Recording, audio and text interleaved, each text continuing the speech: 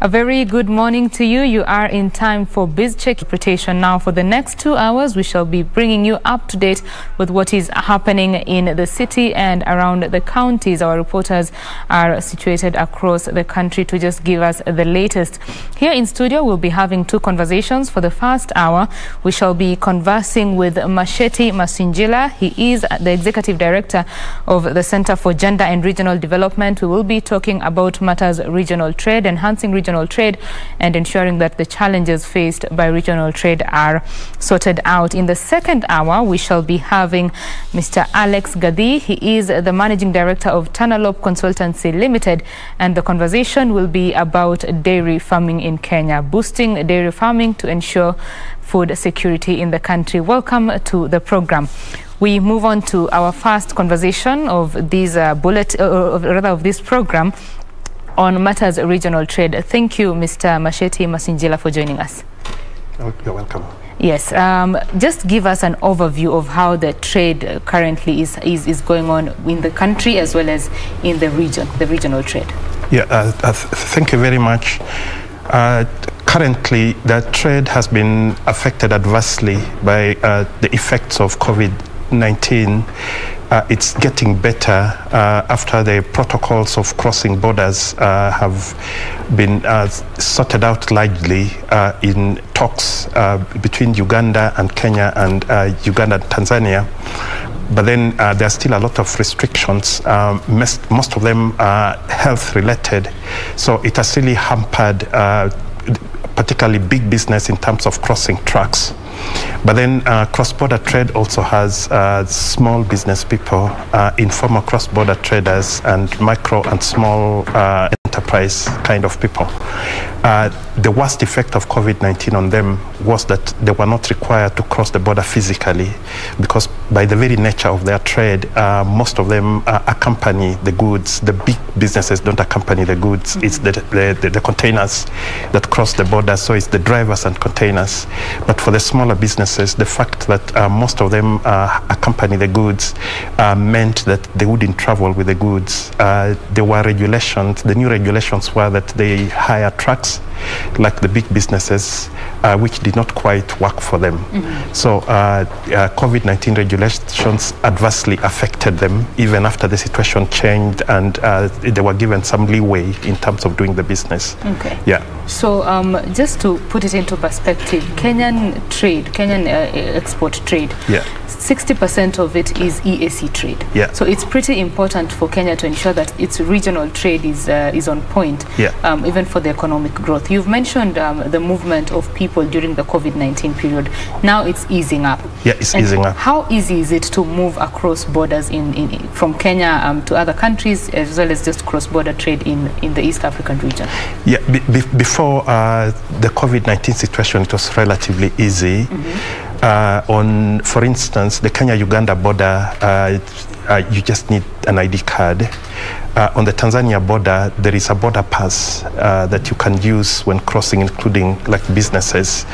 The only problem is that quite unpredictably, sometimes there are arrests of business people, mm-hmm, and often, or most of the time, they are resolved through talks between Kenyan and Tanzanian officials or Kenyan and Ugandan officials. So it was relatively easy. But there has always been a problem because the East African countries have never quite fully implemented what is called the Common Market Protocol, mm-hmm, that looks at the East African community, the whole of the East African community, now the 6 East African community countries, as one common market. So technically, someone moving from Kenya to Uganda or to Tanzania to do business just needs to prove that they are citizens. Mm-hmm. And if the goods they're going to trade in are not prohibited by any law under the East African community, then they are supposed to move freely, because the treaty provides for free movement of people and goods.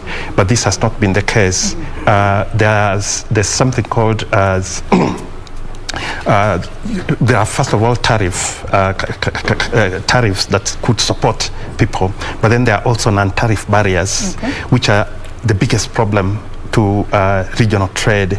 Non-tariff barriers could be, for instance, like one day you one of the countries could decide that the weight of a truck, for instance, should be this, and sometimes it's done arbitrarily.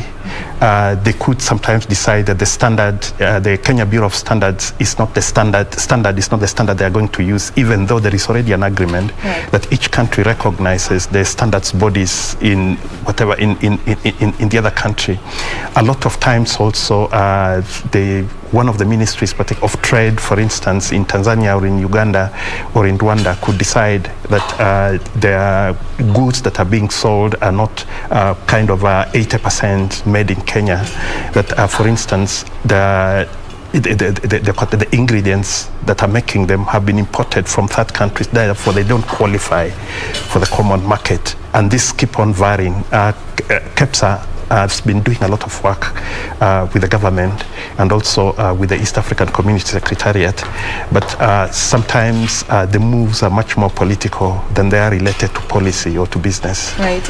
It's interesting that you bring that up, because there have been quite some good communiques that have been signed between the East African countries. Yeah. But as you say, that implementation is the problem. Yeah, implementation is the problem. Mm-hmm. Consistent implementation. Often it starts off with some kind of smooth implementation. Then suddenly, out of the blue, something happens, and you have a big problem. There is also a conflict between national laws and local government laws. For instance, Uganda and Tanzania have a local government that is similar to what Kenya used to have before the 2010 constitution. Mm-hmm. In Kenya, we have counties. This has been much more of a problem in Tanzania and Uganda than with counties in Kenya. For instance, you are allowed under the Common Market Protocol just to cross with goods without paying. Most of the goods, particularly if they are below $3,000, without paying anything at the border. But then the local authorities will detain you and your goods and demand that, you have to pay this much. This also happens in Kenya. So this is a clear conflict between the community laws, which say you are not supposed to pay anything.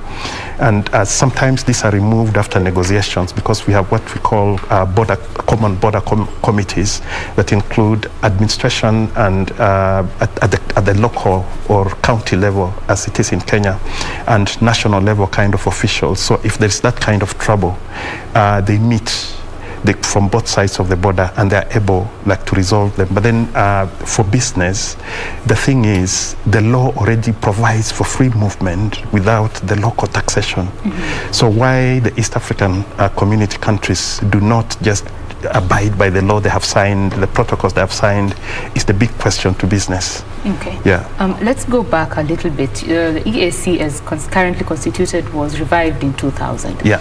Over the past 21 years or so, what has changed, or rather what has happened to ensure that regional trade is better than it was before 2000? I think in terms of the policy and legal framework, the biggest change was that we have the East African Community Treaty, which differs from what existed before, because the East African Community Treaty provided for a much more robust framework of people participation in the affairs of the East African community. It also provided for free movement of people and goods. Free meaning that, for instance, ideally, there shouldn't be any borders. For instance, if you look at the European Union situation until COVID, you just needed a simple kind of identification, and most of the time it was not asked for when you're crossing the borders. Mm-hmm. So they actually have a common market and a free movement of people, except that they spot you out and they think there's something they want to know from you, or sometimes when you're African. But in a lot of cases, there's relative free movement. This was provided for. This rather is provided for in the treaty. The second thing is that we came up with a very elaborate common market protocol and customs union. The custom union is supposed to be common, meaning that this is happening now with one-stop border posts. You have customs officials, the KRA, TRA on all sides sitting like in one place, so you don't have to move from one to another like when you're moving. So this was the very biggest difference, that these matters were embedded in law. Now the difference now in terms of practice is that the old East African community was better at communityness. This is until the presidents started having differences, political differences, and not agreeing, partly because the East African community had existed as a common kind of market under the colonial kind of government. So the practice was that you could cross borders. But when political problems started happening between the presidents, restrictions now came in. When the East African community resumed, there had been over 10, 15 years of the lack of a common market and free movement of people across the borders, because particularly the Tanzania-Kenya border had been crossed for a very long time. So there was now in place a culture of not crossing. So the problem since the inception of the current East African community arrangements is that in the border officials, there is still a bit of that restrictive culture, that this is a sovereign state. You need an ID, you need a passport, you are supposed to be there for 3-4 days. You could be arrested in Kenya for being a Ugandan, and vice versa in these other countries, which is actually something that is not a kind of foreseen by the treaty. So this is the problem. Part of it is about practice. Most of it is about the culture of particularly the respective government officials on other sides of the border.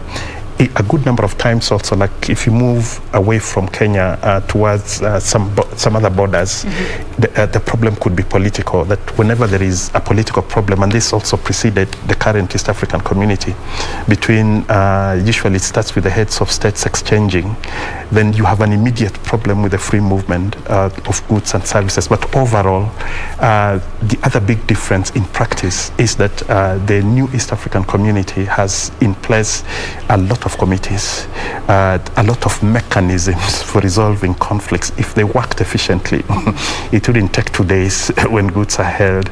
The problem is the efficiency of working out of those mechanisms. Okay. Yeah. So how are these countries supposed to balance between, say, collaboration and competition?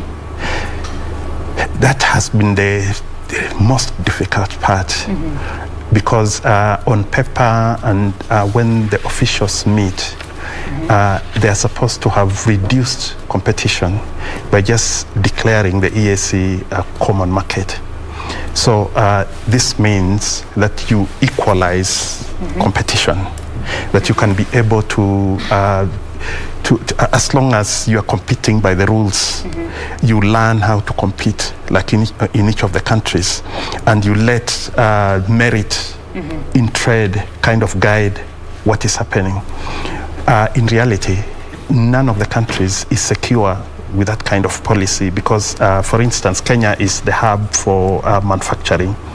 So if someone sets up an industry in Uganda or in Tanzania that is going to compete or is going to import from elsewhere, this becomes a problem immediately. But the other East African community countries have had more problems with Kenya's goods, because it is they're much more developed relative to what is existing in the other countries.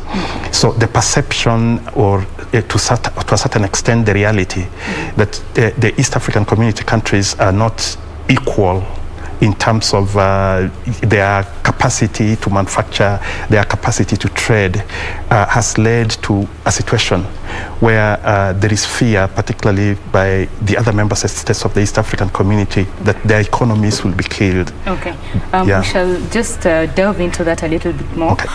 In studio, we have Masheti Masinjila. He is the Executive Director of Center for Gender and Regional Development, and we are talking about matters regional, regional trade and enhancing regional trade.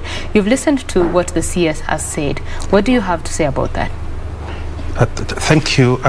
Just a correction on the name: Collaborative Center for Gender and Development. Got it. Is whatever is the organization. Right. I think just as we were discussing before, what the CS says is actually a very, very good kind of a plan. It's very progressive for like African countries to kind of come up with the Africa Free Trade Area in addition to the regional economic blocks like the East African Community and the Southern SADC and the others. He also mentions the fact of the cost of production, which I'll just kind of mention that this has been a big problem to Kenya within the East African community.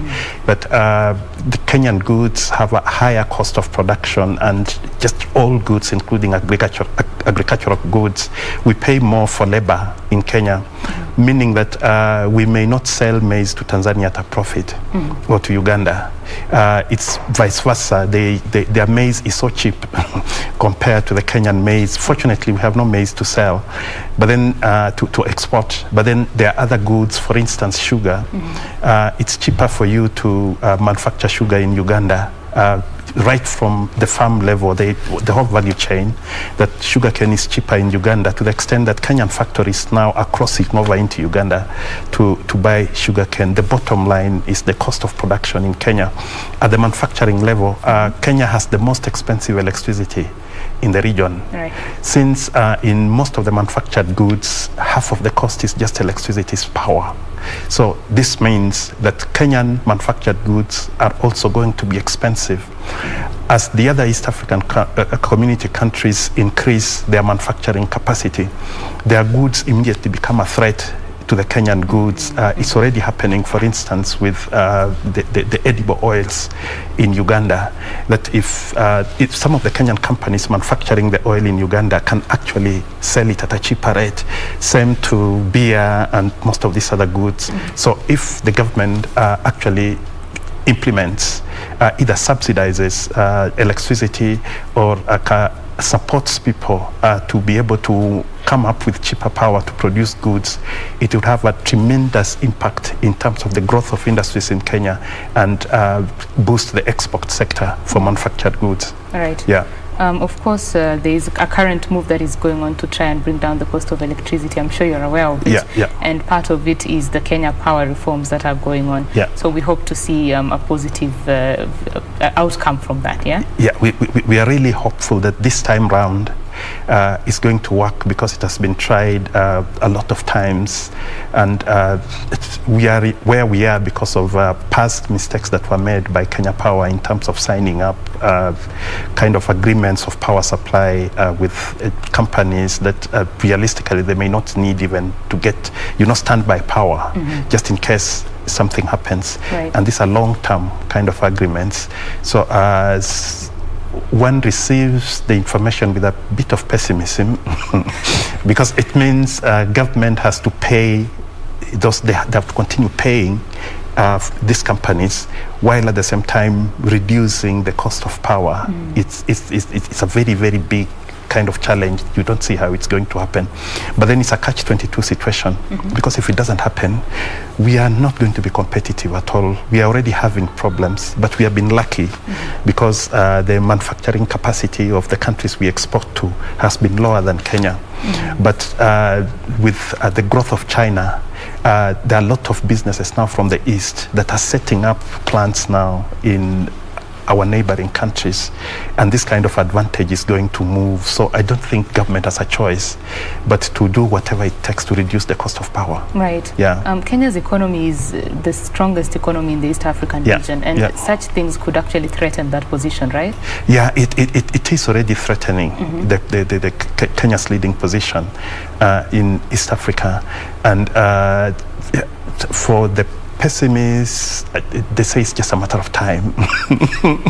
And the East African countries are going to catch up, not necessarily the other East African countries because of internal capacity, but now the aggression in terms of now, just let me go back a little. One of the problems, the advantages that Kenya had within East Africa was also the ease of doing trade. for many years, because Kenya always had a capitalist kind of economy, it was relatively easy to start a business in Kenya if you're a foreigner. Relative to the other East African countries, it was difficult compared to international standards. But then by African standards, most of these other countries, and in particular the East African countries, had a lot of unnecessary restrictions towards setting up businesses. Like a country I won't mention requires that you must have a partner with a local person for you to set up. It's a very restrictive kind of rule. It's better just to leave it to kind of the business, kind of the internationally accepted business practices to make it easy for people to come and invest. So they were hostile to outside investment. Kenya opened itself up to outside investment at a very early age. So this is why the advantage. What has happened over the past, particularly 5 years, is that Rwanda has overtaken Kenya in the ease of doing business. They have removed like most of the restrictions in doing business, including local kind of restrictions within the East African community. For instance, they removed restrictions on Kenyan labor, professional labor moving to Rwanda and working, because of the recognition that these are going to be actually productive to the economy.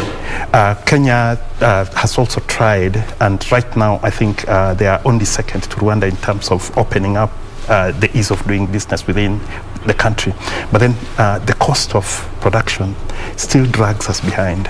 Yeah, so as the East African countries, right now, for instance, Tanzania, the president is very, very business oriented. She was at the UN recently and told the whole world to come to Tanzania. You see, this is what we are talking about. So we really have to put our act together, because if businesses respond, for instance, to our Tanzanian neighbors' call, and it's actually true that they still have a lot of restrictions, even as the president appeals to the outside world to come in. But just in case they go all the hog, and then they're able to ease doing business in Tanzania, they have cheaper power. This is going to be a problem to Kenya immediately. Right. Yeah. So when you talk about regional trade, I'm glad you brought it up. Yeah. There's of course the opening up of the labor market. Yeah. It brings up a bigger labor market for the people of the East African region. Yeah. So Kenya has an edge in terms of the highly trained citizenry that we are. Yeah. So what does that speak to now, the more access to the labor market in the EAC? One practical thing that has happened in the EAC is because of Kenya's relative advantage in terms of education, in terms of training, whatever the human power to be able to work in the different areas. If you go, for instance, in the top hotels within the East African region, including in Tanzania, most likely there'll be a Kenyan manager. Most of the other kind of professional fields, including engineering, you'll find Kenyans. If they're not working within the government, they are working in the businesses that have been set up by other people. Even where you have very, very restrictive restrictive conditions in doing that. For countries that are not restrictive to Kenyan labor, for instance, in Rwanda, Kenyans have taken up a lot of positions, including in education, because Rwanda moved towards the English kind of way of the Commonwealth way of doing things, and they had been they had been kind of following the French system for a long time. So for them to be able to be competitive, Kenyan labor became important to them, and they reasoned in a business way that you need to import kind of you need to import this labor, like if you don't have them. So Kenya has enjoyed that advantage, but then, as I said, this is changing. Yeah, because one of the things that is happening is that the East African community, the second East African community, opened up, first of all, availed more education kind of opportunities. So it became easy for students to cross from one country to another. And so, some of the very good things that have been done by the East African community has been to come up with relatively good policies that ease movement of students. Now, what has happened is where there are opportunities, and Kenya has a lot of education opportunities, it has a disadvantage of being the most expensive kind of education. But then the other members of the East African community have really taken advantage of that. So what is happening is that within a few years, they won't need Kenyan labor. So the only advantage that Kenya might enjoy is in the standards of education. That if, for instance, it is believed, because particularly when you're talking about business, perceptions about who is going to make them achieve profits are going to determine where they hire their labor from. Right. So if it is assumed, or there is some kind of proof that University of Nairobi, Kenyatta University, the high-level Kenyan universities train the best kind of manpower for different kinds of things, then we can continue the advantage. So going back to putting our act together, that it is possible to continue having the advantage. But then there is a cost to it, meaning that we have to invest in education. We have to invest in superior standards so that we are able to be attractive within the labor market. Yeah. Still on that labor issue. Yeah. You deal in matters gender. Yeah. The gender, or rather the environment, environment for women and maybe the youth to work in. Yeah. How good is the environment for Kenyan women to go into the other countries based on their gender, I don't know, progressiveness, so to say? Yes. In terms of numbers, already there are more Kenyan women working within the East African community countries than there are from any other kind of member states, which is something that arises out of the better kind of gender parity in education in Kenya. That Kenya has done initially. Tanzania was ahead in terms of gender parity because during the first president's time, he was the most gender sensitive kind of president. So he managed to kind of equalize the numbers, and they had a very early free education kind of policy. But then still Kenya scored when it came to higher tertiary and whatever, and higher education. But because of that early advantage, you still find, like in the labor market, there are many more kind of Kenyan professional women, but then there are many more professionals among the men from Kenya like working in those countries. But there are kind of gender-related problems, even in terms of the movement of labor. It's much more easier for a Kenyan man, professional man, to kind of be hired within the East African community countries than a woman, and it's not particularly for professional reasons. Yeah. Right. I think this is a very interesting conversation we're having. We shall be getting back to this conversation in a little bit. Take a quick break. When we come back, the conversation continues. Stay with us. Okay.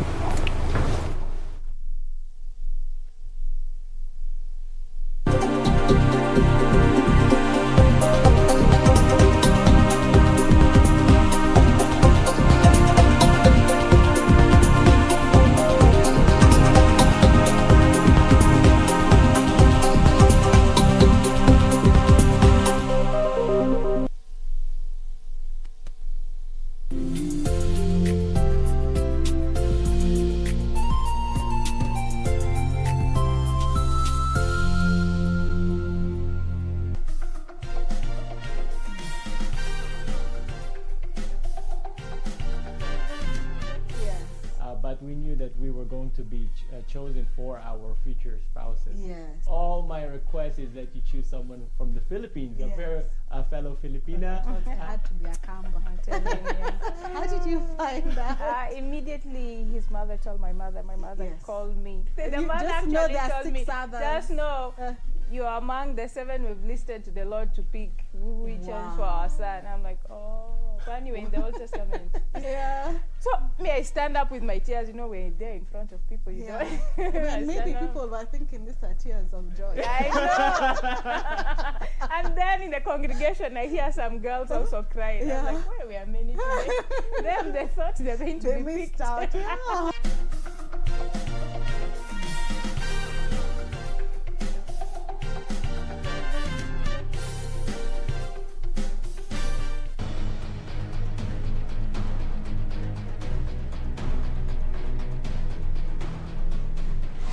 Vicky, and you are... Amy, you're my dad. I can't be a father. I don't want to be one. Amy is your child. Why didn't she tell me? But you didn't want us both, me and Mommy. Sleeping with different girls every day of the week, partying your life away. That's what you call perfect? What is booty call?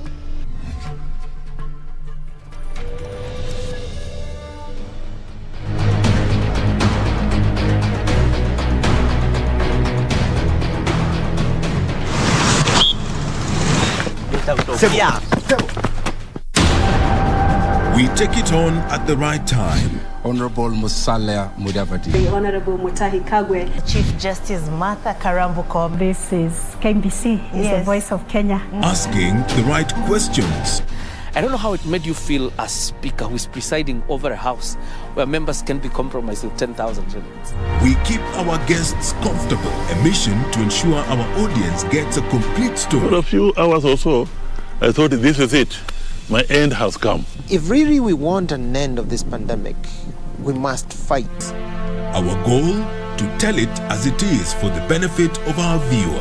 And I'm sure we will have good discussions. All right. That will make probably your viewers understand KDF better.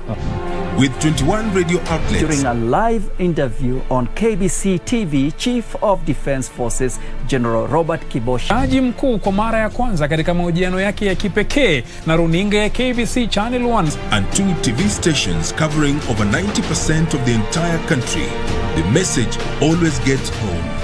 KBC, the home of on-air TV interviews.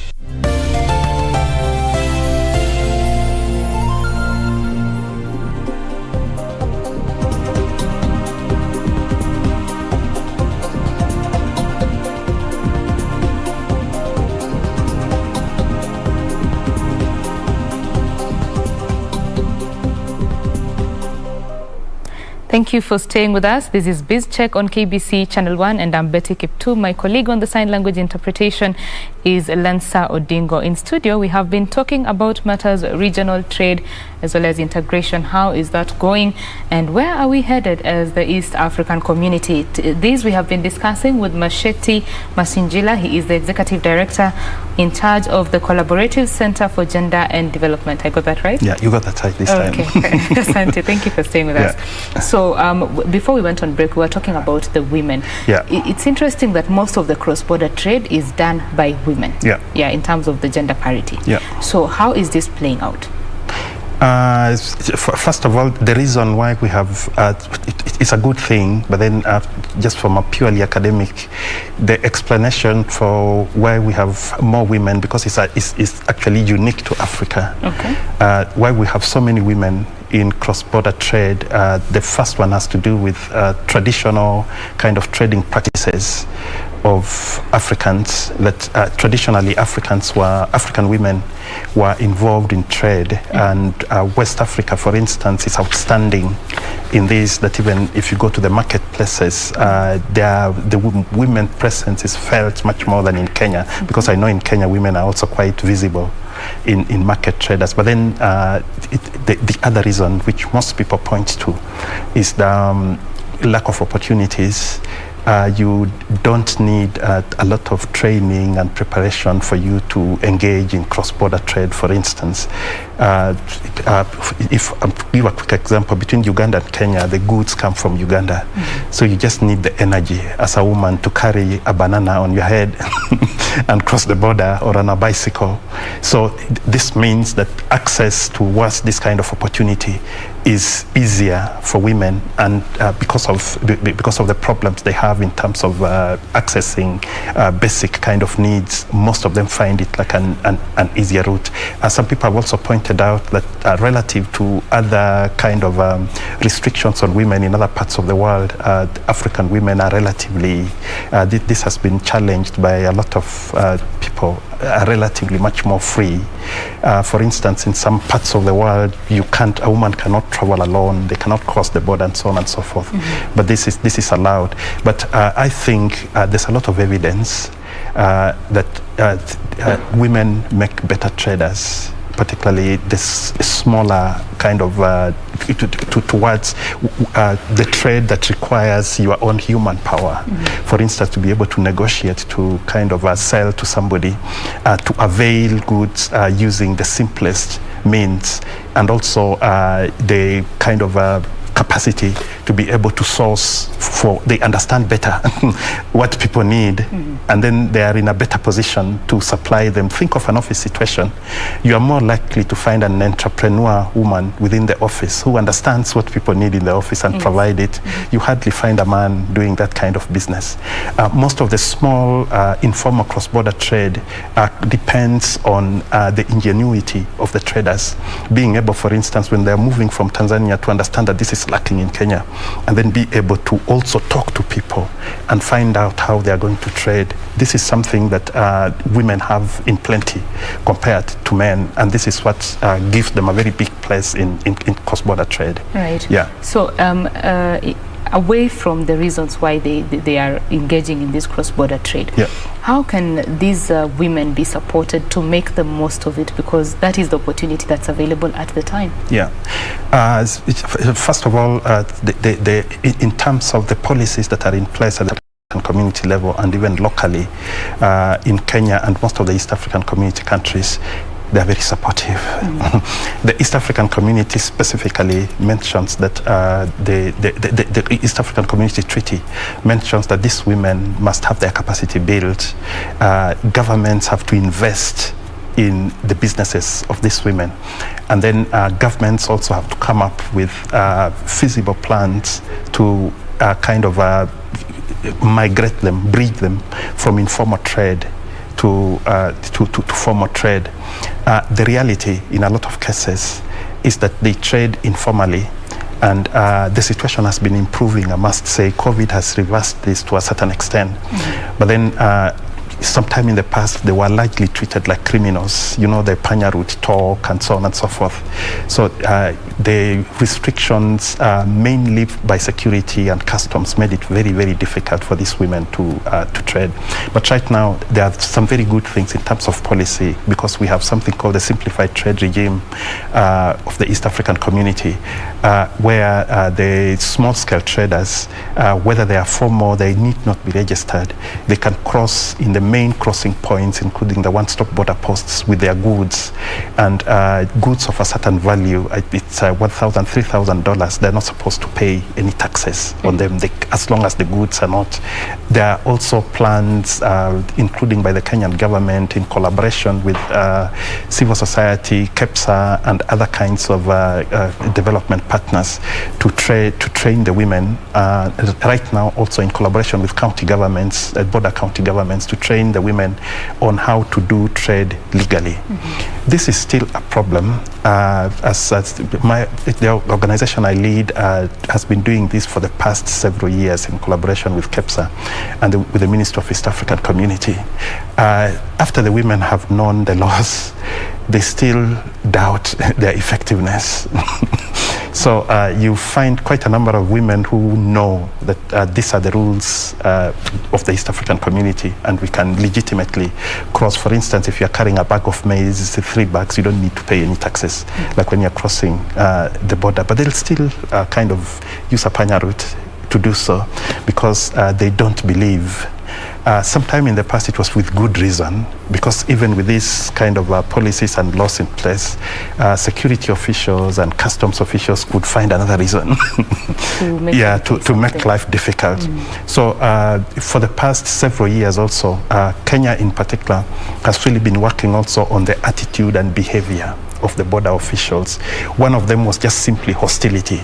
The smaller the trader you are, and that in a lot of cases happens to be a woman, there would be an explained kind of hostility towards you by the border officials, and general lack of respect and so on and so forth. So this is being worked on.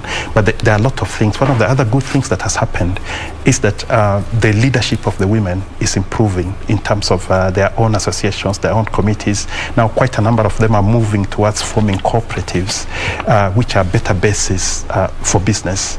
And there are are programs in place also kind of in collaboration with the Ministry of East African Community and civil society organizations to support the women also upgrade in terms of the trade. For instance, Kenya has the AGPO kind of policy that allows small business people to be able to sell to governments, which women are yet to fully take advantage of. So there are now capacity building initiatives where cross-border traders are also being taken through the other opportunities that are existing in order to be able to better their trade. Right. Yeah. Talking about the issue of culture, different EAC countries have different cultures. Yeah, yeah. What do you think should be done to make sure that the cultures that exist, especially the view of women and their place in society, do not hamper the free movement of goods and people, especially the labor market? The best thing that can be done is to allow free movement, because the more people interact with each other, the less the attitudes that have been formed about the women from Kenya, women from Rwanda, and so on and so forth. The fear kind of is taken care of. But I think apart from that also, there should be concerted efforts by the East African community countries, first of all, to assess the participation in trade and in movement by women and men, and also to ensure that they address some of the gender-related problems, for instance, with specific reference to trade.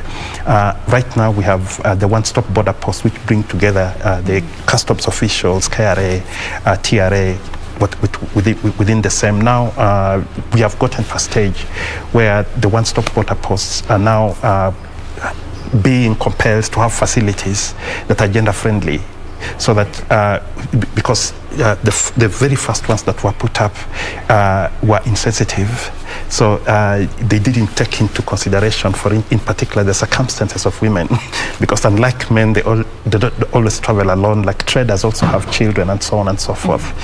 To the extent that right now we are at a stage where there are other facilities that are being piloted, like childcare centers, 0 to 3 childcare for women, like this one set up in Busia already. So this is what is going to increase participation of women in trade, and also change perceptions. Which is very important. Yes. The EAC gives a view that it's very people-centered. Is this a reality on the ground? It's unfortunately it's ish. The first one, there are opportunities for participation by civil society, by bodies other than government. There is something called the Consultative Dialogue Framework, under which civil society, private sector, and other interests are like trade unions, political parties, professional business associations, just people with disability, any kind of association that does not want to put itself into the category of CSOs, but the major partners are CSO and private sector.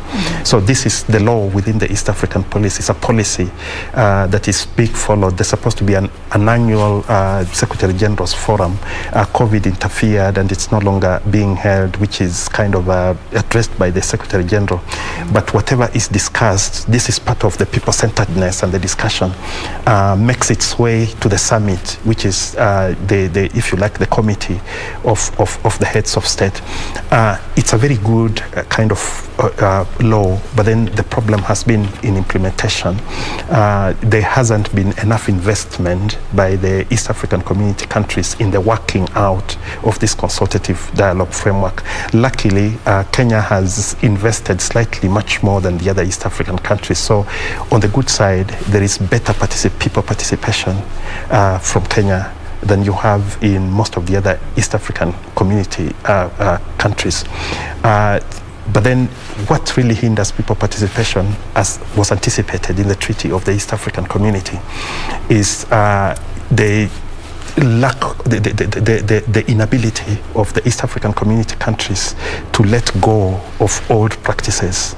So the attitude by particularly government officials across the East African community countries is a certain level of hostility towards people coming from the other side of the border, and a certain kind of protectionism. We don't want foreigners to come. For instance, a going belief in Kenya is that the whole of East Africa wants to come to Kenya to take our jobs and so on and so forth.